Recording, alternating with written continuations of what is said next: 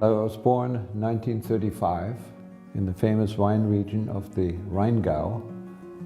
My father was born and raised in Europe, in Germany in fact, on a vineyard on the Rhine River, right around the middle of the Rhine where it makes its swing from the east to the west. Several cities along the Rhine River was for many, many years known for its beautiful Rieslings. But one little town called Assmannshausen was known for growing Pinot Noir. My father managed an estate there from 1923 to 1959. There was a group of vintners who took a tour of Europe, and amongst other wineries they also visited the winery my father managed. And said, by the way, if your son is interested to come over and see what we're doing here, then have him get in touch with me. I explained my plans to my wife-to-be and her family, who was also in the wine business, and they all said, do whatever you like to. If you really enjoy it, go ahead and do it. I used the opportunity to come over at that time, still by boat, aboard ship. We had our new Volkswagen, 13 pieces of baggage, and 2 pairs of skis. In 1961, we arrived in Delano, moving to Napa Valley, 66, and starting Joseph Phelps Winery in the beginning 70s.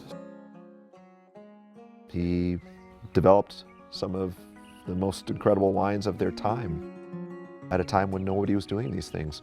Insignia, the first Bordeaux blend in America, the first late harvest Riesling in America, first Syrah in America. He was arguably the most famous winemaker in the Napa Valley in those days. Why would he want to leave all that behind and go off and make Pinot Noir? Pinot Noir was a tough wine to make. It was even tougher wine to sell at the time. So when Pinot Noir was discontinued in 1980, the question of whether my father would want to make his own wine wasn't really something that was discussed. It was just that he wanted to keep making Pinot Noir. Mr. Phelps's agreement and permission to start a Schug label to sell the accumulated Pinot Noir now required my attention. It was worthwhile to spend money to build our own winery. We knew that money would be well spent.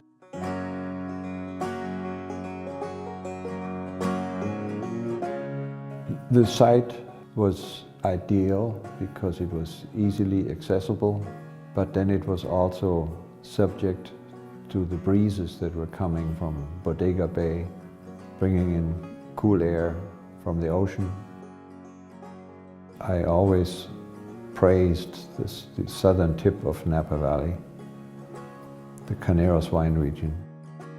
I knew the quality that I could produce, and that's why we said, let's take it.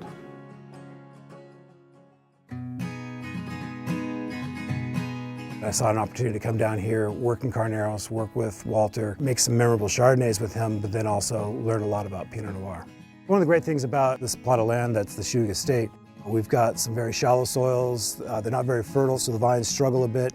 That's also complemented by the foggy mornings and then the windy afternoons.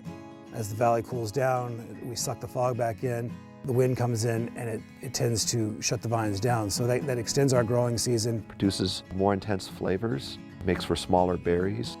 Wines that have great flavor development, but we don't have to deal with a huge amount of alcohol, which really gets to the core of Walter's philosophy, and to make sure that the quality that we've grown gets into the bottle.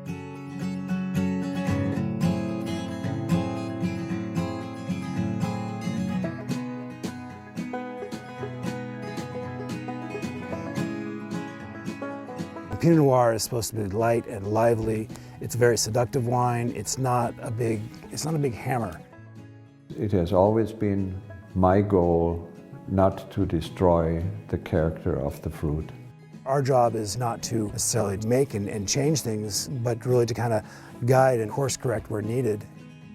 My father was importing winemaking equipment from Germany, some very fine fermentation tanks, state-of-the-art temperature controllers. We brought in a new destemmer sorter, and all of that comes from Germany. It's a combination of the soil, the climate, the winery, the winemaker, the culture that is around it. I always say that we are expressing our terroir through our background, through our history, through our German roots, and that influences the style of our wine. Watching it to become wine in the winery.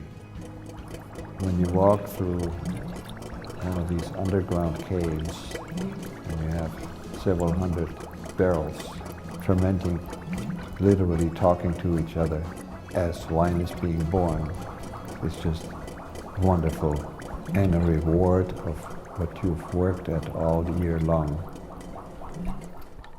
We have a carved oak oval here in the cellar, and it says on the top of that carved oak oval that whatever is in it should represent the source it was made from. And I live by that. My father's legacy in this business definitely continues on. We would, of course, hope it stays with family. It's already been 3 generations. He gave us the direction that made us successful, not making wine for scores, but making wine that we believe in. Not just building a physical winery and planting a vineyard, demonstrating a work ethic that when you start something, you persevere, you don't give up. The future of the winery has that soul in it. Part of my father's legacy is bringing over trainees from Europe, much as he came over here in the late 50s. Every year we have a wonderful team of young students. I enjoy having this younger generation working with us, and such that they have so much interest in it that they even take the effort of coming from one country to another.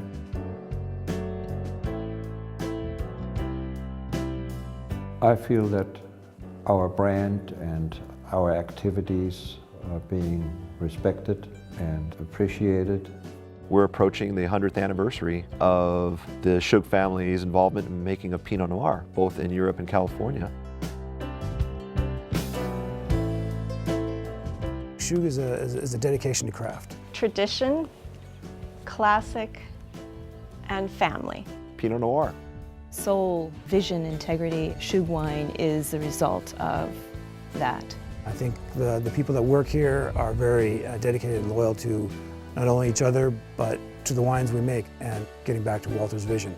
People want to achieve that.